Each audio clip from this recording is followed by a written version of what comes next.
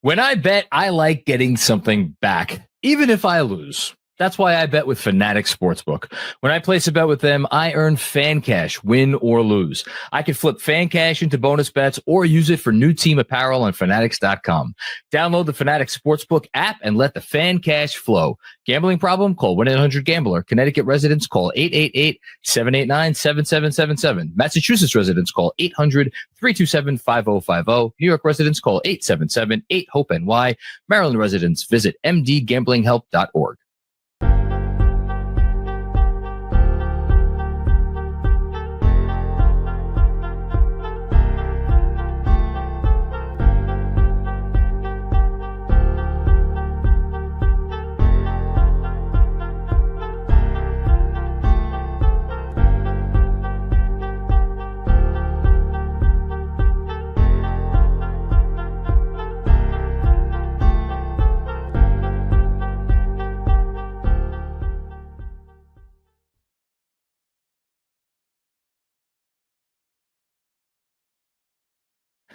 All right. Not like a good old emergency live stream for a good reason.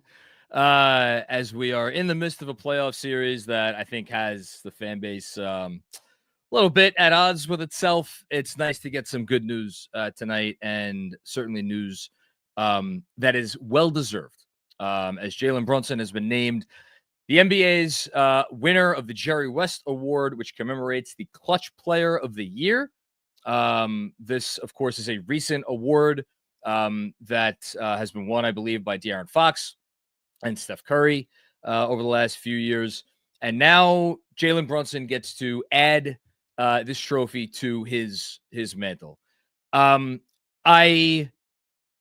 would be lying if I said my first thought, when the award was announced, wasn't one of a little conflict, I guess, because I just feel like Jalen Brunson, since he has come here, and now it has been 3 full seasons, I don't know that there has been a player, forget Knicks' recent history, but in New York sports that has had a longer run of universal approval than Jalen Brunson. And as fate would have it, he gets named the winner of this award 2 days after, I would say, a performance that, for one of the, you could count them on one hand, the times when I think the fan base was, at the very least, somewhat conflicted by what happened in the game. And obviously there's a lot of talk right now about the Knicks offense and whether it's too Brunson centric and how they get out of that, and how he could play a role in getting other players more involved, in particular Karl-Anthony Towns. I'm going to try very hard not to get lost in that part of the immediacy here, because for me, what this award represents, and what it certainly should represent for anybody who is a Knicks fan and for anybody who's just an NBA fan, is yet another, to me, it's yet another mountaintop that this individual, who is, again, I say individual purposefully as opposed to player, that this individual has scaled. Because as just someone who came into the league, and obviously we've all, talked about this many times, but it feels like we're so used to what he does and what he provides on a nightly basis every time his team plays, it's easy to forget it. But someone who came in the league somewhat as an afterthought, despite being named the best player in college basketball, he scaled that mountaintop, and that mountaintop to 30 GMs meant very little because he fell to the second round of the draft. And, slighted again and again and again, benched by Rick Carlisle at the, if it's essentially at the end of the Clipper series after his 3rd year. Not offered a contract. Tim McMahon, shout out to a friend of the pod, Tim McMahon, who's talked about this several times, the trials and tribulations of his contract extension negotiations with the Dallas Mavericks, and how that ultimately led to him being able to hit unrestricted free agency, and the slight that he experienced there. Coming to the Knicks, signing a contract that is now widely regarded as the most valuable star contract in the league. And when it was signed, most people were like, the opinions fluctuated between this is a horrible deal and this will be fine. You know, that was the best compliment you got from people out there. It'll age okay. It'll be fine. And then single-handedly resuscitating this franchise.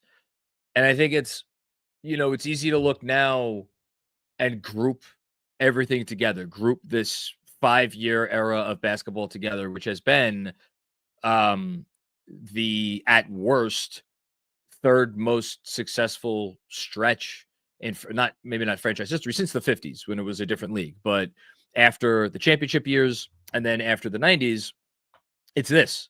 And I think it's tempting to kind of group it all together, but looking back, it's like, okay, the We Here season ended with that Hawks playoff series, which did not leave a good taste in anybody's mouth.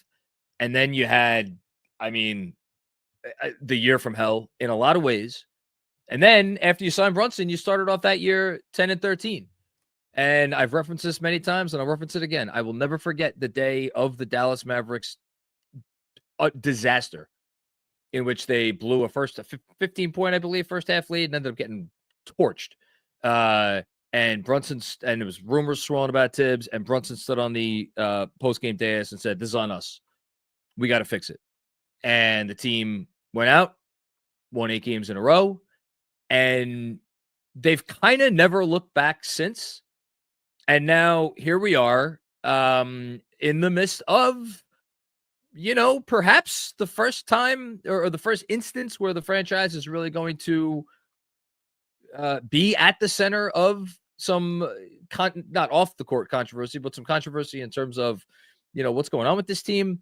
But we're not quite there yet. The series is 1-1.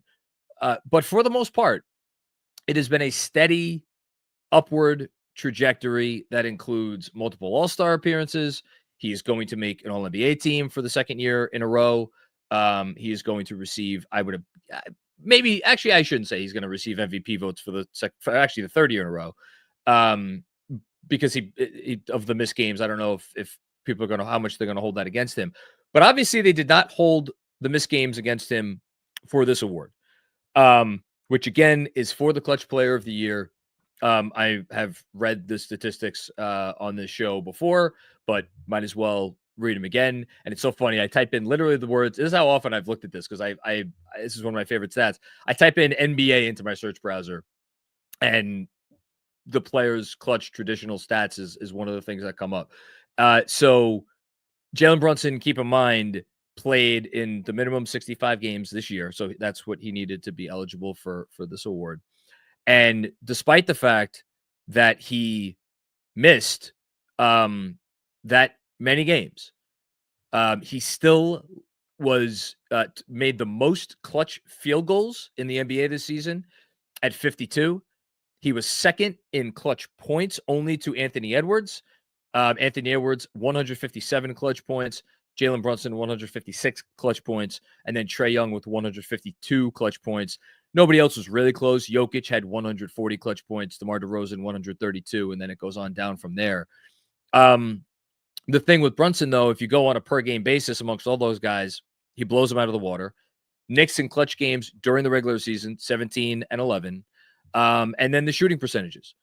So if you think, it turned out that Jokic was his prime competitor for this award. Jokic a little bit more efficient in the clutch, but you consider the degree of difficulty of some of the shots that Brunson took. For him to be 51.5% from the field, 29.4% from deep, which I wondered, was that going to hold him back? And it turned out it did not. 42 for 50 from the line in clutch situations. And maybe the most important statistic of all, 28 assists to 8 turnovers. Jokic, 36 assists to 15 turnovers. Anthony Edwards, 13 clutch assists to 15 clutch turnovers. So Brunson taking care of the ball, obviously, in those situations. I think that factored in heavily as well. But you just look at the resume, and you look at the clutch shots that he has hit this year. You look at the shots that, like, absolutely his team is not going to win this game. Gotta have it level shots. I think of the shot that the one that probably stands out in my mind the most, oddly enough, because it was earlier in the year, is the shot against Brooklyn, because that was early enough where, and the Knicks, that was, well, I shouldn't say that was back when every loss seemed like the end of the world, because that was kind of the whole season, but that loss would have seemed like the end of the world. And he sunk that three, and certainly hit a ton of really, really, really big time shots after that. And then, I just referenced the game the other night and how that puts a little bit of a sour note on this. But the shame of it is that they had chances to win that game late. And the reason they had chances to win that game late is because of Jalen Brunson. You look in the fourth quarter in the clutch situation. Actually, I'm not sure if it was quite a clutch situation because they were down by a certain amount of points early on, but going to it right now. So with 5 minutes left, so he made a three to make it 88-78 with 6 minutes, 47 seconds left. A couple of free throws, 2 for 2 from the line, cut the lead to 8 with 5:34 left. And then here's what he did under 5 minutes left. 8-foot floater to make it 90-84. Checked out of the game momentarily, came back in the game, made a 13-foot step back jumper, brought it to within 92-90, got fouled, 2 or 3 from the line, unfortunate. Then he had what should have been the play of the game, which was the assist to Josh Hart, the best pass he made all night, the biggest pass he made all night. And then unfortunately, his three-pointer, which you felt like it was going to go down because it's gone down all year. It didn't go, and now we're here. It's the only way today could have been better, but it is what it is. Look, not many players in the history of this franchise have won individual awards. You had Reed with obviously the MVP, the only MVP in Knicks history, along with 2 Finals MVPs. You had Tyson Chandler winning Defensive Player of the Year in 2012. You had 3 Sixth Man of the Year award winners, J.R. Smith, John Starks, Anthony Mason. You had 3 Rookie of the Year award winners, Mark Jackson, Patrick Ewing, Willis Reed. And most recently, you had Julius Randle winning Most Improved Player in the 2021 season. That's it. That's it. Those are the Knicks that have won awards in the history of the franchise. So for Jalen Brunson to put his name on this list alongside those guys, and then, I guess the last thing 2 things I'll say here. One, Jalen Brunson's a little already on the older side for being what he is at this stage of his career, I guess, because most players who reach this level, they usually start, they get started on this level a little bit earlier. Jalen Brunson didn't reach this level as a player until he came to New York. He was already 26 years old.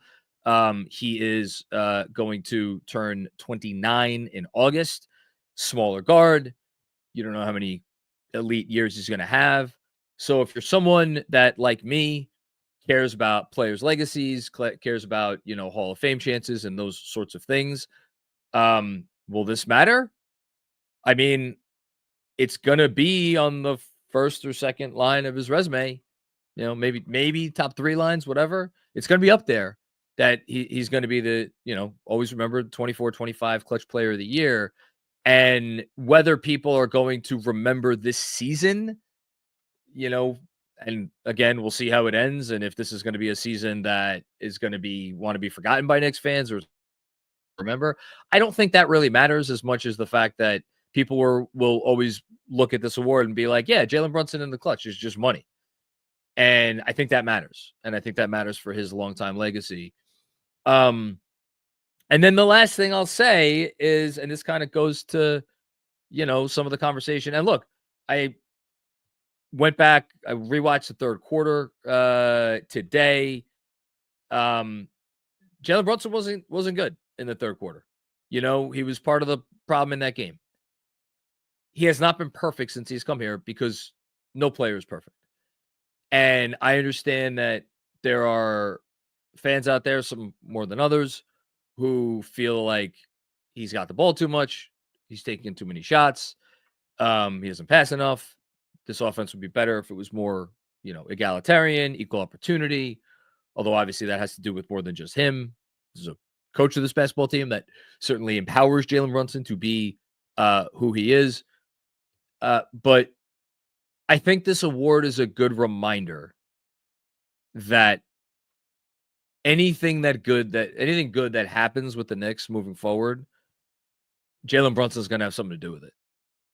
And that is why I am always going to be willing to not look past his errors per se, but at least contextualize them more than I would for any other player, because he has earned that right with the amount of times he has come up massive when we needed him to come up massive, and how few times he has truly let Knicks fans down.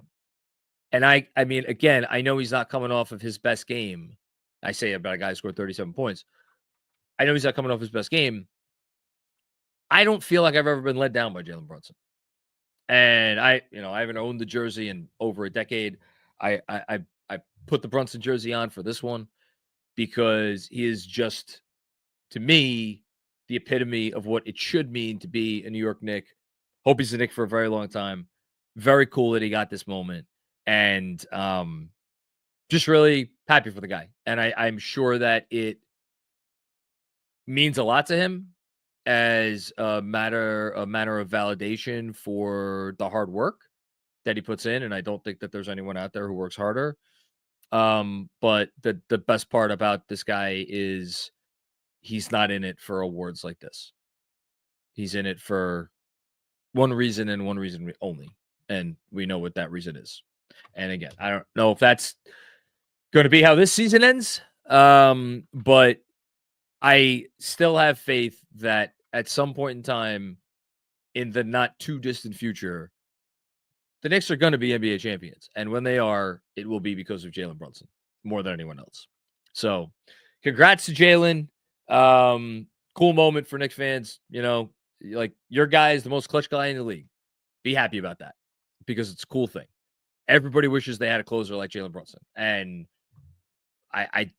it's for the first time in my lifetime, at least, it feels like we got that dude. And it's a nice recognition for him. Okay. We got Kev on the ones and twos here. I don't know if we have any super chats or anything, or any comments or anything that Kev wants to put up on the screen. If we do, obviously I'll hang around and take them. Otherwise, oh yeah, we do. Okay. We got one super chat. That's good enough for me. SMY. Positive vibes only. JB is our cap. Salute to the clutch player of the year. Listen, that's all that needs to be said. That is all that needs to be said about Jalen Brunson. Salute to the captain. Again, fantastic honor. And I hope that he ends this season in some way, shape, or form on a high note and has maybe one or two more clutch moments left in him, as much as they cause me and everybody else heart palpitations. So yeah, that's all I got. Congrats, Jalen. Had to go live for this because it's just like, it's Jalen Brunson. He won the freaking clutch player of the year. What's better than that? Oh wait, we got another one. OG team, we win tomorrow? ?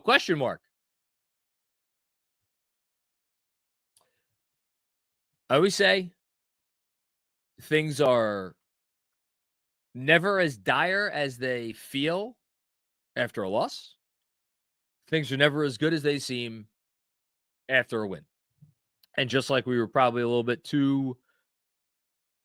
riding a little too high on that high horse after game one, I